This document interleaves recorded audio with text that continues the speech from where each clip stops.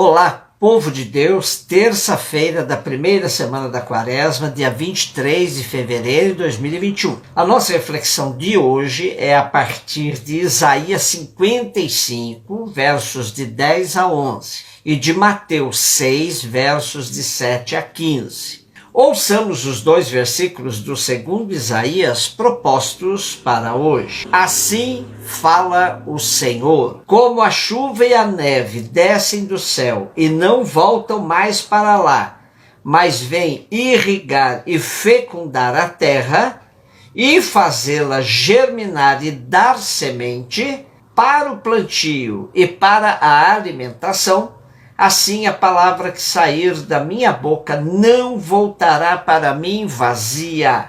Antes realizará tudo o que for de minha vontade e produzirá os efeitos que pretendi ao enviá-la. Lindo texto que compara a palavra de Deus com a chuva, com a neve.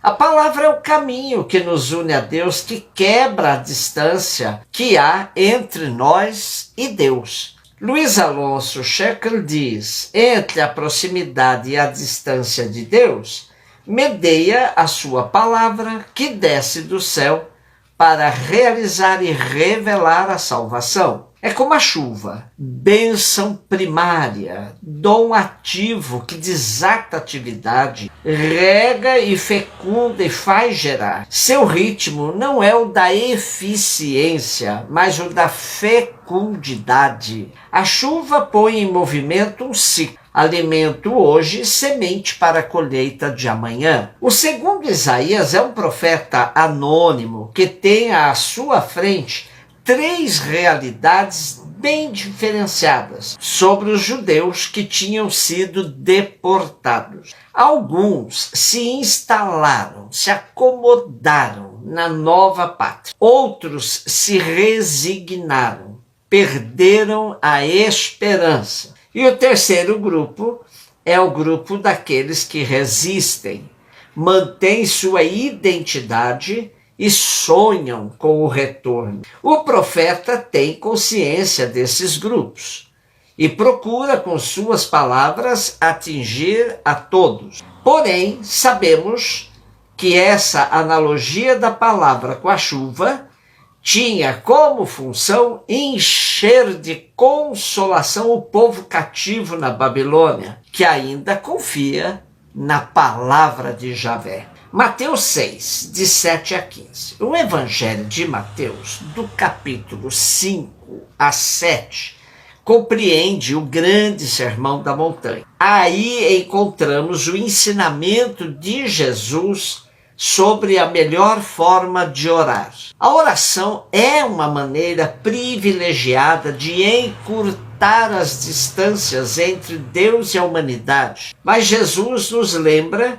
que não é a enxurrada de palavras o que conta. Para evitar que seus discípulos usassem vãs repetições, ele ensina uma oração completa, integral, para a libertação total do ser humano. Na verdade, Jesus não condena a frequência nem a assiduidade, mas sim a prolixidade. A oração do Pai Nosso contém uma invocação e 7 pedidos. 3 em honra de Deus, 4 a favor da humanidade. Eu não vou me debruçar sobre cada um deles, porque muitos já o fizeram. Eu prefiro uma síntese bastante bem feita, pelo Leonardo Boff, que diz o seguinte: na oração do Senhor encontramos praticamente a correta relação entre Deus e a humanidade, o céu e a terra, o religioso e o político, mantendo a unidade do mesmo processo. A primeira parte diz respeito à causa de Deus, Pai, a santificação do seu nome, seu reino, sua vontade santa, e a segunda parte concerne à causa da humanidade, o pão necessário, o perdão indispensável, a tentação sempre presente e o mal continuamente ameaçador. Ambas as partes constituem a mesma e única oração de Jesus. Deus não só se interessa pelo que é seu, o nome, o reino, a vontade divina.